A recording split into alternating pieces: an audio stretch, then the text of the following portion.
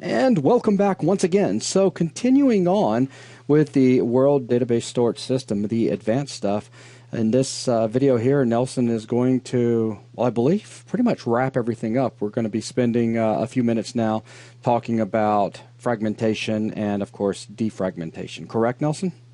Yeah. So basically what will happen as we start using our database is that records are going to not, if we had a record at a particular coordinate, and if we were to overwrite that record with a larger record, we're not going to take the file and resize it entirely, because that it could be anywhere from a few hundred megabytes to a few gigabytes, maybe even a few hundred gigabytes of data, and there's going to be no real practical way that we could squeeze in a record if we were to overwrite a smaller record with a larger one. Right. So what we'll end up doing is moving that larger record all the way to the end of the file, but that leaves a hole. And if that hole can't be filled, then what we have is called fragmentation. So basically, fragmentation, well, it just leads to wasted space and more time seeking, because the information, the related information is further away. Mm-hmm.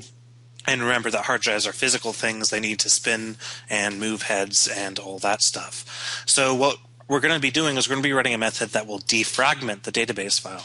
And it'll do that by creating another database file system. So creating another database file and index file.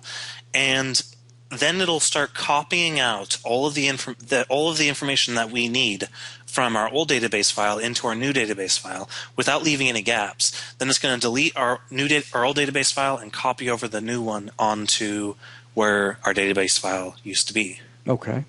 As far as our get wasted space due to fragmentation, all we need to do there is get the expected size by walking through all of our records and then subtracting the actual size from that. On get fragmentation percent, we just need to do one little calculation to get how much space is actually being wasted. Okay, sounds good. I'm going to write these guys first, and then I'm going to write defragment, because defragment's a little bit more complicated. Okay. So I'm going to start off declaring a variable called expected size. It's going to be long. And then I'm going to walk all records again, and then pass in a lambda with a header and a reader. And then I'm going to say expected size plus equals header.datasize plus header.header size. Then I'm going to say return file system.database file size minus expected size. So that makes sense? Mm-hmm. So now our get fragmentation percent is basically just going to return out double get wasted space due to fragmentation divided by file system dot database file size multiplied by 100. So this will get the percentage of how much space is being fragmented at the moment. Okay. So to defragment our database file, like I said, the first step is to actually go ahead and create a new database file system. So I'm going to call it temp file system, or temp file system. And it's going to be a new database file system class, and we're going to pass in a directory, which is going to be our current database file system directory, and then temp. And this is going to be file system.directory. Then we're going to say temp index equals new database index, and we're going to pass in our temp file system into it. Then we're going to open up our temp file system with a binary writer. So we're going to say using var writer equals new binary writer. And then we're going to pass in file.open temp file system.database file path with a file mode of open or create.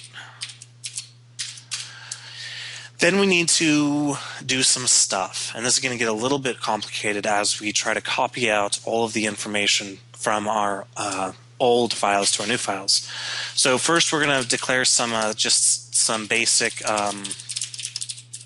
variables at the top. And what are you complaining about? Oh, right, never mind.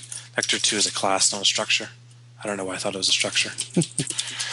Last header equals null. And then last header position equals 0L, because we want it to be a long. Then we were going to walk all of our records. We're going to take in our header and our reader. And then inside here, we're going to say if our last coordinates were null,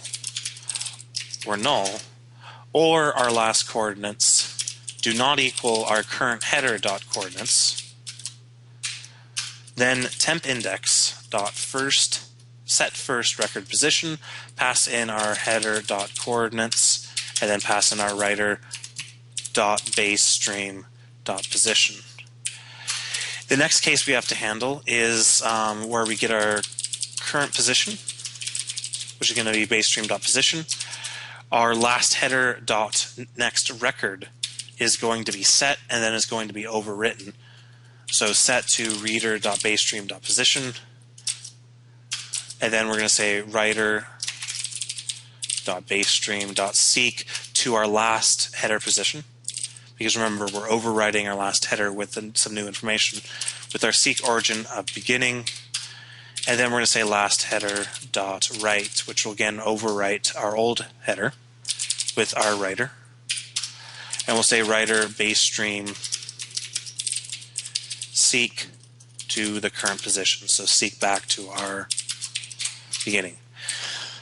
So now that we have one of the cases handled, now we have to actually get our record bytes and write them out to the stream. So let's go ahead and get our record bytes out of reader.readBytes. Remember, this header we're now referring to is the current header in the old file. So we're reading out all of the bytes there. Then we're saying last header position to writer base stream position. Then we're writing out our header. So we're basically taking the header out of the old code and sticking it in the new one, or the old, you know what I'm saying, the old database file, and directly writing him to the new one. Exactly. And then we're going to be writing out our actual record bytes. And then we're going to say last header equals header and last coordinates equals header dot coordinates. So then finally, so at this point, all of the records are saved to the new file. Now we basically need to destroy our destroy our old files and overwrite our new files with them. So let's go ahead and do that outside of the using statement. We'll go ahead and temp index.dispose. So this will release the temp index's lock on everything. Then we're going to dispose our own index. So this is the old index. So we release our locks on that index. Then we're going to close out our streams. This will this will stop or close all of the streams that our database currently has open. And then we do a file.copy on our temp file system database file path to our file system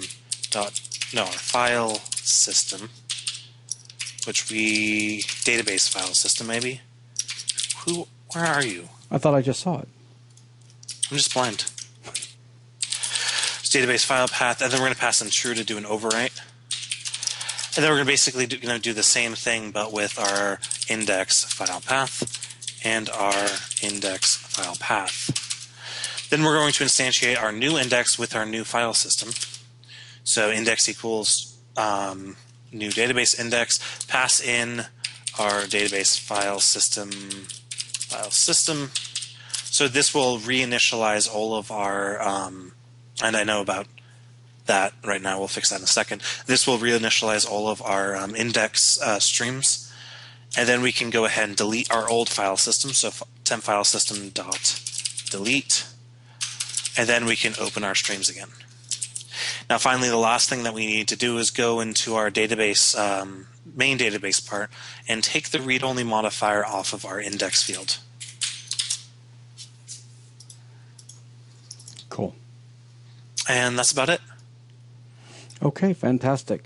So that's everything we needed to get implemented here as far as advanced database goes, right? Yep.